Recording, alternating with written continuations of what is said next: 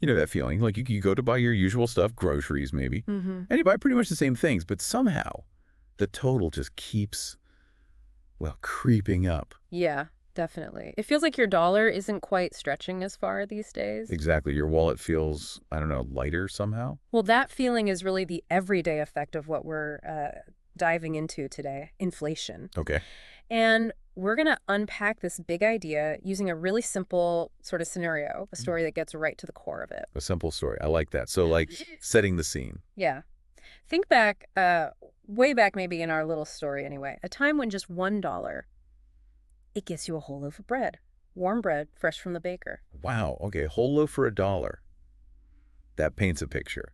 A feeling of, like, real value, abundance almost. It really does. It suggests a different sort of economic feel, right? Sure. But then, the story throws in a big change. What if the government suddenly starts, printing more money? Ah, more money. Now, wait. Initially, that might sound good. Like, more money for everyone. Exactly. That's the initial reaction in the story.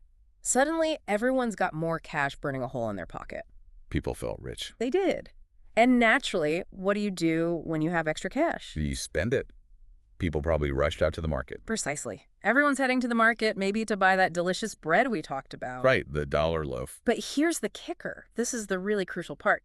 Everyone has more money, but did the baker suddenly bake more bread? Oh, probably not. The number of loaves stayed the same. Exactly. The supply didn't magically increase just because people had more paper money. Okay, so you've got way more people, or at least people with more money, all wanting the same limited amount of bread. Yep.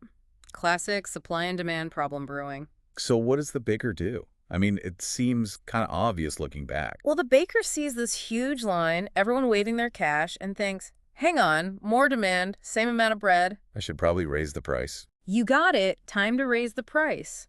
It's just a rational response from the baker's perspective. More people want it, I can charge more. And that's the moment you, the buyer, start to feel it, that pinch. Right. Because that dollar that used to buy the whole warm loaf. Now it buys less. The Yeah. story shows the price just going up and up. Yeah, maybe now your dollar only gets you half a loaf. Huh. Then maybe just a slice. And eventually maybe just a sniff of the bread. Huh, maybe. But it perfectly illustrates the point. Your money is losing its power. So that simple story kind of defines inflation for us, doesn't it? It really does in a basic way. It's not that the bread got fancier or cost more to make necessarily. No. It's that the money itself became less valuable. Why? Because there's suddenly more of it chasing the same amount of goods. Too much money, too few goods. Prices go up. That's the essence of it. And that snaps right back to that feeling we started with, why your wallet feels lighter, even if you have the same number of dollars in it.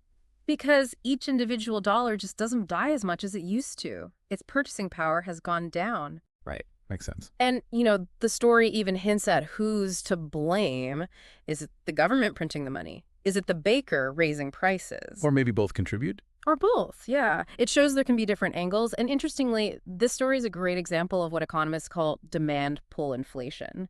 Too much demand pulling prices up. Okay. But it's worth remembering, in our complex world today, prices can rise for other reasons too, right? Like problems with getting goods delivered, supply chain issues, even if the amount of money hasn't shot up dramatically. Sure, other factors play a role, but the core idea from the story holds. Absolutely.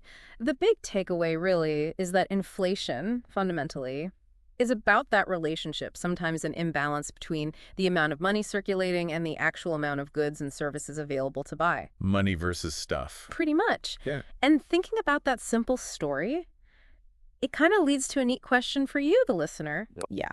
So if we see this dynamic, maybe too much money or just strong demand chasing too few loaves of bread, where else do you see that playing out? What other everyday situations might be shaped by this same kind of supply and demand dynamic linked to how much money people have to spend? It's a good one to chew on. Looking